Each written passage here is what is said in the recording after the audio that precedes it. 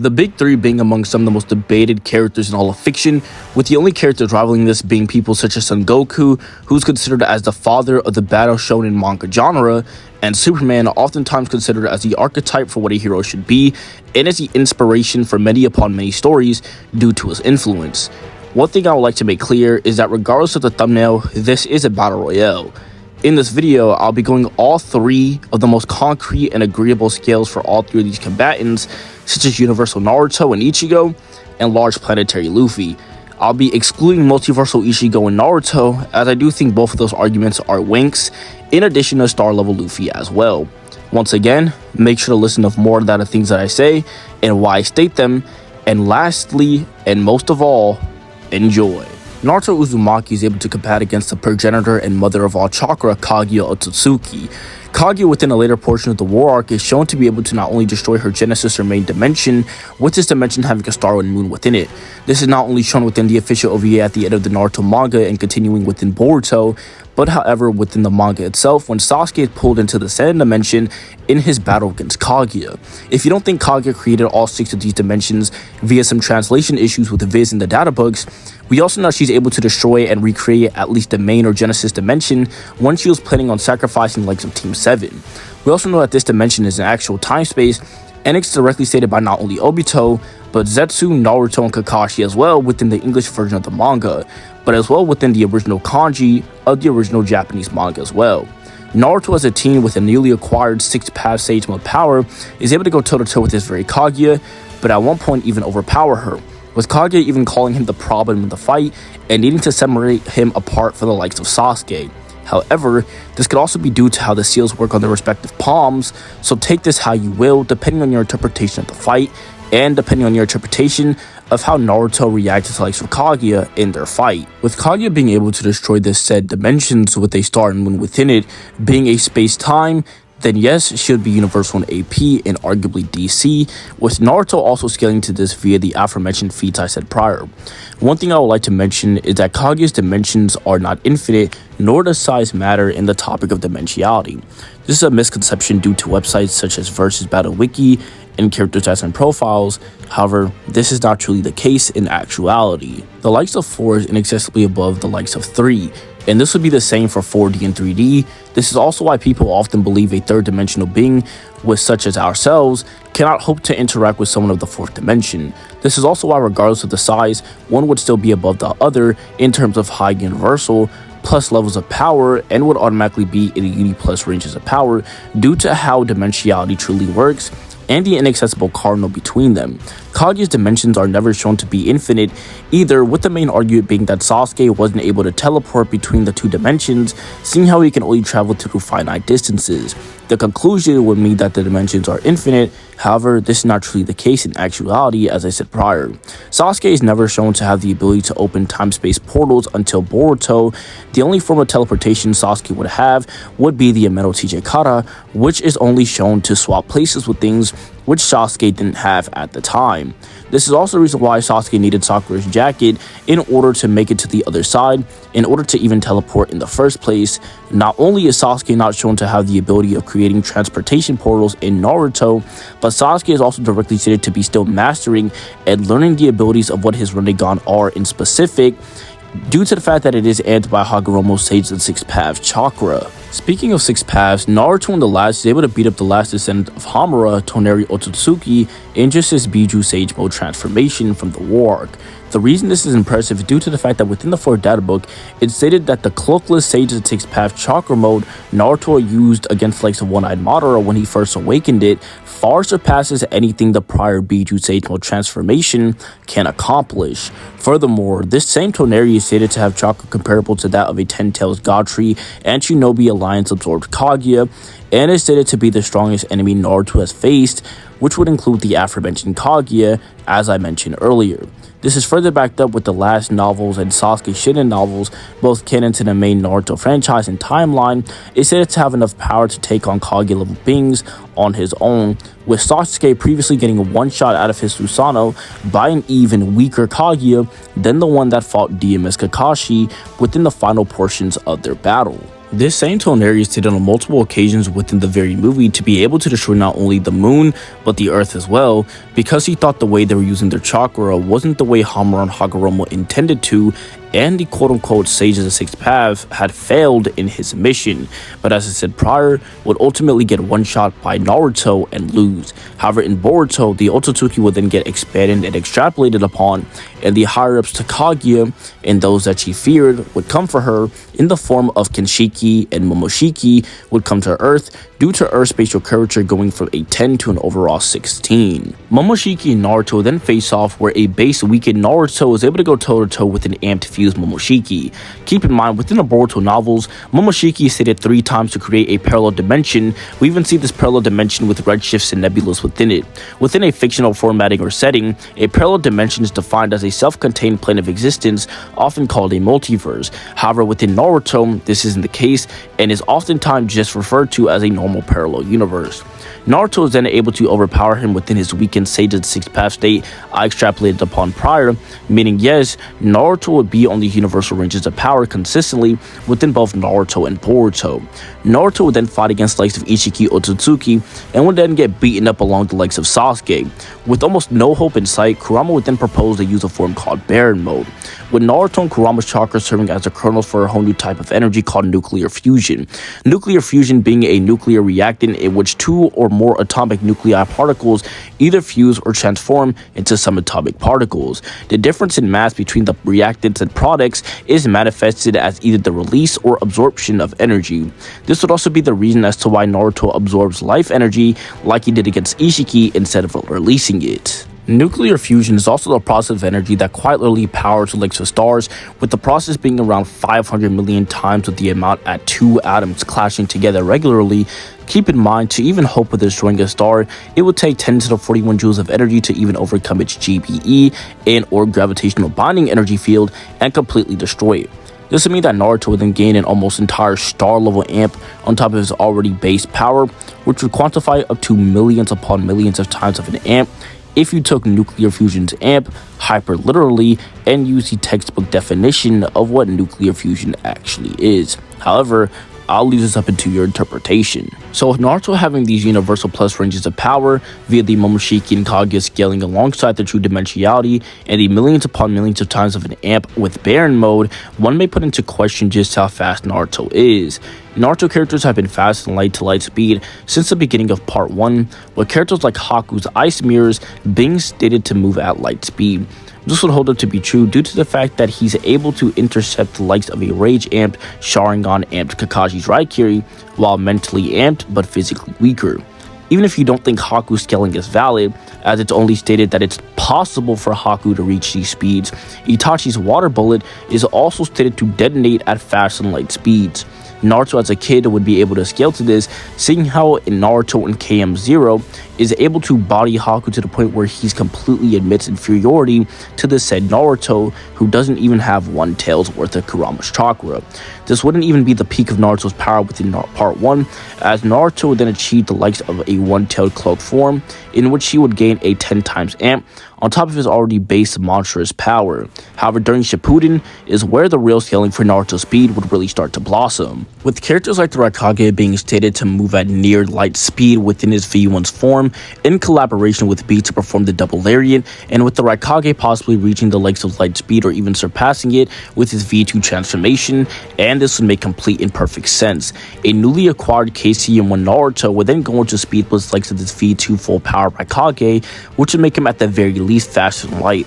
Some have calculated the speed feat to be around 72 to 75 times the speed of light.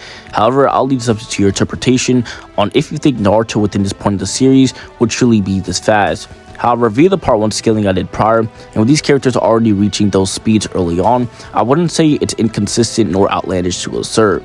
Naruto would then achieve the likes of the Sage of the Sixth Path transformation, in which he would dodge the likes of the Light Fang, while being held in place by Madara's invisible limbo clones that exist on an entirely different plane of existence. In the 4th data book, however, Kishimoto describes the Sage Art Light Fang as follows, and I quote, "An ninjutsu used by those who gain the Sage of the Sixth Path's power.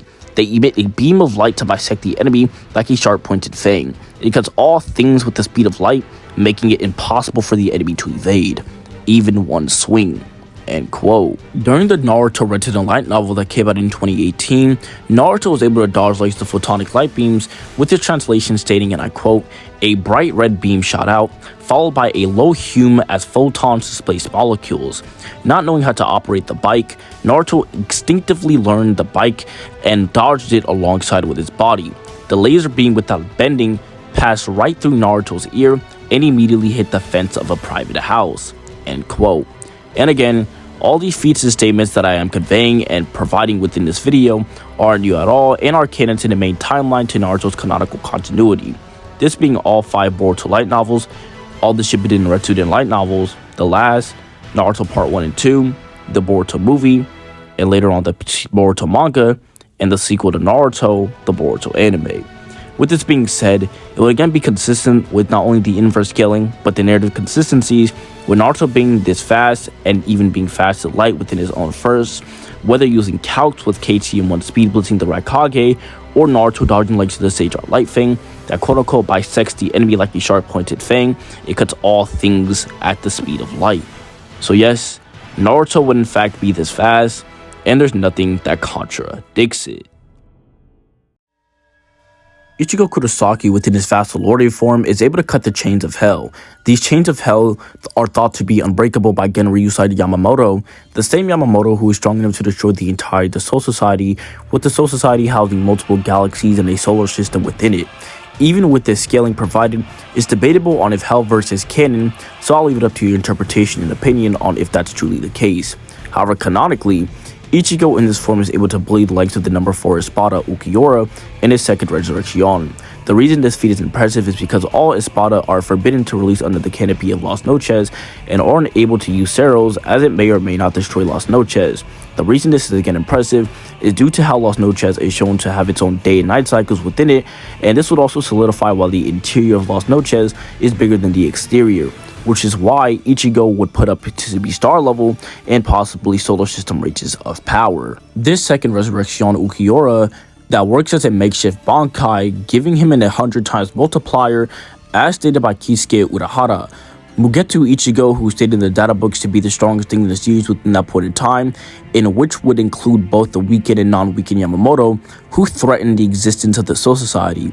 Again, this realm is shown and stated to be multi-galactic in size in the novels, and is shown to have full day and night cycles as seen in both the anime and manga continuities of its respective series. As to the reason why Yamamoto is weaker, we know that when he sacrifices his arm against the likes of Aizen, Yuha within the 1000-year Blood War arc makes it abundantly clear that if Yamamoto wasn't reluctant to have Otohime heal his arm, then the fight between Yamamoto and Yuha could have gone a little more differently than what actually happened within the original fight. So yes, it's very consistent that Ichigo is at the start of possibly solar system and concretely multi-galactic rages of power in just his Mugetsu form. During the 1000-year Blood War arc, a character known as Gremmy would then be introduced within the series. Gremmy, who is quote-unquote the strongest Stern Ritter, possessed a power of a lower form of subjective reality manipulation. A post-training Kenpachi was able to beat up the likes of Gremmy, the same Gremmy who unironically created an entire galaxy. For those who think Gremmy did not in fact do this feat, not only is his exact power and shrift is to do so, but there are multiple representations of his power within their fight, like Gremmy summoning guns as well as an entire meteorite prior to him creating an entire galaxy against like the Kenpachi. This same Ichigo scales up both the likes of this very Kenpachi quite easily, seeing how Ichigo's Bankai was stated to only be attainable by the likes of Yuha himself, but this was not the case for Kenpachi. However, this could also be due to the fact that Kenpachi did not have a Bankai until the later portion of the war arc. So yes, it would be consistent that Ichigo is in fact multi-galactic level in the early war arc, and there's nothing that contradicts or disproves it. It's also stated by Aizen that Yuha struggled with a full power true Horn of Salvation Bankai Ichigo more than he anticipated, and Yuha doesn't even try to refute it, and implies he agrees. And yes, this is true, seeing how a Grand Racero mixed with a Getsu Contensho is able to beat up and damage the likes of Yuha, who more or less scales above the entire verse. It's also stated within the Camp for Your Own Light novels, which are canon, that Yuha did in fact lose to Ichigo, and that Ichigo was strong enough to serve as a Soul King and hold together the 3 realms altogether. It's not only stated once but twice, meaning he would be relative to Yuha if you take this into account. Meaning he would scale above the likes of Ichibei Hyosube, which within the same level is comparable to the entire Gotei 13 as a whole, including a Prime Yamamoto, who's in fact solar system level as well. However, within the first Bleach movie, Memories of Nobody, the Kyogoku is stated to be a hyperspace. A hyperspace by definition being a dimension or realm with more than 3 dimensions. This would mean that regardless of the spatial or temporal dimensions within the Kyogoku, this would mean that Ichigo would be 4D. It's not only able to destroy the realm completely, but exists within it, which would make him 4D Universal Plus as well.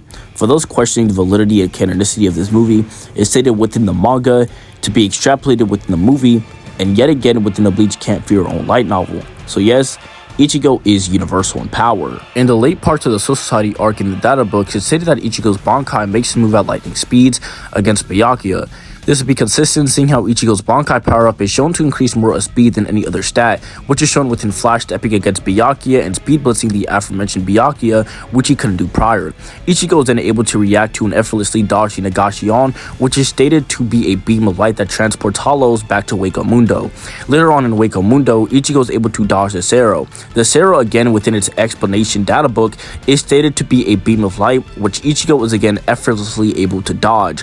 Even the likes of Ukiyora's Lanzera Relambago, which scales potentially 100 times above the base Sero via the aforementioned second resurrection scaling I provided prior. Even the prior Espada, such as Arinyero, is stated to dodge sunlight early on within the Arankar arc against Rukia, and she's able to match his speed and later on overpower and beat him. People might claim I'm contradicting the scaling within my prior Naruto vs Ichigo video. However, not only did I state that I do think Ichigo is universal and anything below multi-galaxy is a complete downplay, this would also include the likes of Ichigo's speed as well, which for the sake of simplicity, I'm making faster than light, and I will also be equalizing speed for, again, the sake of simplicity, as I do think all 3 characters fall under the massively fast and light ranges of speed if you were to scale them properly. And yes, this does include Luffy. In my honest opinion, there is better arguments for Universal Ichigo and or Bleach in general, as things like the Dangai and Mukin aren't really sufficient, as the Mukin being infinite is directly contradicted by the light novel, and the manga statement is stated to be near infinite. Not only that, but infinite within the fictional sense is mostly due in part to it being vastly large as opposed to truly infinite. However, this isn't always the case. In the case of the Dangai, however, being completely separated from space and time, we know this also isn't the case, seeing how Ishin directly gives a time quantification, and it's also stated to be surrounded and affected by torrents of space and time. Ichigo also begins to feel the duration of time he spent within the Dangai when he does enter Karakura Town, meaning yes, it is still affected by time, however has a different or alternate time flow than what Ichigo is used to. The database statements for the Mukin also allude you into thinking that the Mukin is infinite, yet it's not, and truly couldn't be, since it's stated to be a part of the Soul Society, which we know there is a size quantification for, meaning the Mukin being infinite wouldn't make sense in actuality, and people like to link Bleach, Naruto, and even Onepiece to fit their own personal bias and narrative. However, even with me saying all this, I'll still be called biased within the comment section. Whitebeard was stated within the Whitebeard novels to being the strongest man within the One Piece world, as well as the only person who could fight against the King of Pirates himself, Goldie Roger. This would be consistent, seeing how during Marineford, a weakened Whitebeard was stated to have enough power to destroy the likes of the One Piece world. The One Piece world being calculated to around Jupiter levels in size, making Luffy large planetary, as he would scale to this Whitebeard later on within the series. And was stated yet again to be the strongest within the SBS. For those who disagree that Whitebeard is weakened, I'll get into that later. It's stated within the same light novel that all Yonko are relative in strength and or power, and that it would be quote-unquote near impossible for any one of the Yonkos to truly take each other down. This would also be true for the Yonko characters as well, with people like Mihawk and Shanks being portrayed as eternal rivals. As for why Whitebeard is weakened, it's a direct stated within the SPS that One Piece characters don't get weaker by age. However, this is not the case for sickness, as we know Whitebeard was sick and off his medication the whole time on his way to Marineford and during it, meaning this Whitebeard would be even weaker than most people actually think. This is further shown with people like Rayleigh stating that he wouldn't be able to beat Blackbeard due to his old age as well. If we take the statement that all Yonkos are actually relative at face value and disregard the buggy retcon that happens later on within the series, then all Yonkos, including the Kaido Luffy faces in Wano, would also be planetary. Luffy, after a mighty training arc, was able to fight against the likes of a hybrid Kaido in base and actually damage damage him. The reason as to why this is so impressive is because the likes of Kaido tried to off himself on multiple occasions and failed. Kaido's introduction to the series was quite literally a suicide attempt, with him jumping off a sky island. Not only was Luffy doing physical damage, but also internal damage with the ability known as Ryo Haki. Ryo Haki being an advanced usage of armament Haki, which is commonly used by the people of Wano.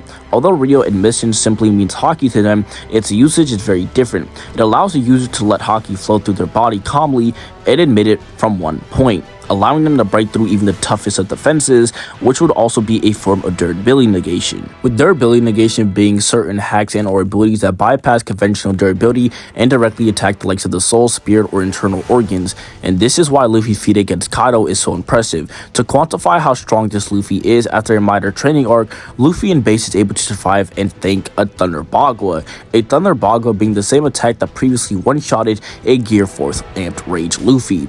Luffy would then awaken the likes of his Devil Fruit and or attain the likes of the Gear 5th transformation. The Gear 5th transformation being a mixture of both a mystical Zoan and his prior Paramecia Devil Fruit awakening, in addition to an amped version of Haki.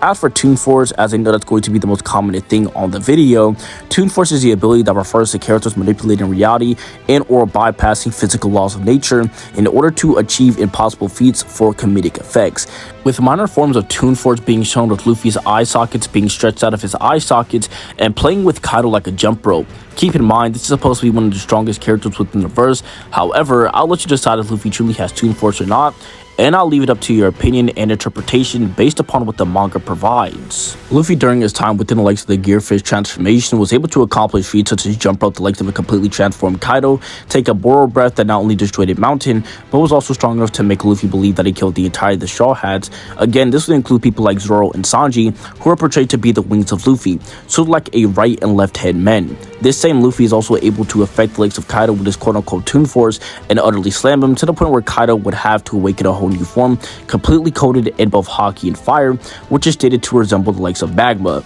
Luffy and Kaido would then engage in one final clash, in which Luffy would come out on top. If you believe in what I said in the beginning of the Luffy section of the video, with Whitebeard and Kaido being relative, and Luffy blatantly beating this Kaido in one-on-one fight, Luffy would definitely be on these large planetary ranges of power within the Wano arc and current arc of Egghead, not only in Gear 5th but in Base as well. Moving on to Luffy's speed, Zoro during the end of Thriller Bark was able to dodge likes of the Pad Cannon, which is stated on numerous occasions to move at the speed of light.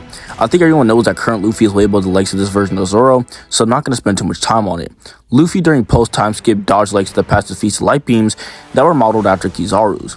Keep in mind, this is the same Kizaru that was stated within the Viver cards himself to be light itself, with the translation being, and I quote, "Light human who ate the Glinklet fruit, turn your body into light and attack at the speed of light. He boasts overwhelming speed, but in contrast, his tone is relaxed. The thorough justice of Sakazuki, who is ruthless to evil, Kuzan's lazy justice seems to go against it. As a result of looking at these two, I chose the easiest and most comfortable way to move about, which is between justice. Follow orders and execute justice at your own pace." With this being said, it's consistent that Luffy is actually this fast, and Luffy would again become faster with the likes of his gear transformation, such as Gear 2nd being a 10 times amp, and so on and so forth. As for the hacks of the characters, Luffy has a sub-level of subjective reality manipulation, with the data book stating that Luffy's peak is to turn imagination into reality. Luffy may or may not have Toon Force as I said prior, however, I'll again leave that up to your interpretation and opinion. Luffy also has sub and low levels of precognition, and lastly, durability negation with Ryo Haki. Ichigo falls short on this tier of power, however does have things like the Getsuga Tensho, Sero, and the combination of both. People oftentimes try to argue that Ichigo has fate manipulation, which I did see within the comments of my Naruto vs Ichigo video. However, if you truly take the context of the manga as what it's intended to be interpreted as, Ichigo does not have fate manipulation. Ichigo is able to change the course of fate due to a domino effect and not directly like Yuha can. If this was the case, Ichigo wouldn't have lost, as fate manipulation changes the entire course of nature, time, space, and all of history, which is different than changing and bending timelines. Even in the end, it took the combination of Ichigo, Aizen, and Renji, and even then it wasn't enough, as they needed a power nullifying Quincy arrow to beat the full power of Yuha. Naruto has the basic abilities such as the Rasen Shuriken, which is shown to attack the cells directly and is a form of durability negation. One may say that the third Raikage was able to tank it, however the third Raikage had no cells and was already dead. To get this out of the way now, both Luffy and Naruto could see Ichigo, or at the very least sense him, with Luffy using future sight and observation haki to sense Ichigo, and Naruto being able to sense and even combat Madara's limbo clones that live on an entirely different plane of existence within the war. Naruto also has the true secret orbs which directly attack the soul, as seen with Minato. Lastly, Naruto has the creation of all things technique, which is literally subjective reality manipulation, with Naruto stating that he's imagining a piece of Kakashi and made it in his image, giving Kakashi a new eye. This is also extrapolated upon within the Hagoromo section of the 4th data book. Luffy is also able to resurrect himself at least once. However, I don't think this would really matter in the grand scheme of things. But with all this being said, who is his true winner? To be quite frank, Luffy doesn't stand a chance and would generally be outmatched and would get one-shotted by the aftermath of Naruto and Ichigo's battle. He doesn't stand a chance, and for the Luffy fans, I'm sorry, but your boy is out first. Naruto vs Ichigo has been a contentious battle and a staple of my YouTube channel ever since I posted the video. However, with this new and improved higher scaling of Ichigo, would still, in my opinion, of course, lose. Ichigo would by far get out-hacked, and the inconsistent multiversal scaling presented with Yuha wouldn't be valid either. We know this is the case, seeing how it took time for Yuha to destroy each multi-galactic sized realm, and he didn't do it all at once, which he would need to do in order to qualify for multiversal levels of power. For those who think I'm biased towards Naruto, this would also be the case for Naruto, seeing how Kage has insufficient evidence for her creating all 6 dimensions, nor was it implied she could instantly erase all other 6 time spaces, meaning both Naruto and Ichigo would cap a universal plus ranges of power. But Naruto would out-hack Ichigo in the end, and would ultimately beat Ichigo. However, I understand I cannot make everyone happy, and this is just my opinion. Via the evidence I have provided, everyone is entitled to their own opinion, and I hope we all come to enjoy these characters regardless of who I think truly wins and or is stronger. Thank you for 2,000 subscribers, and I will be eternally grateful. However, I do have a new Discord server which will be linked within the description and comments down below, as well as my TikTok and Cash App. I hope everyone has a nice rest of their day or night, and till next time, bye.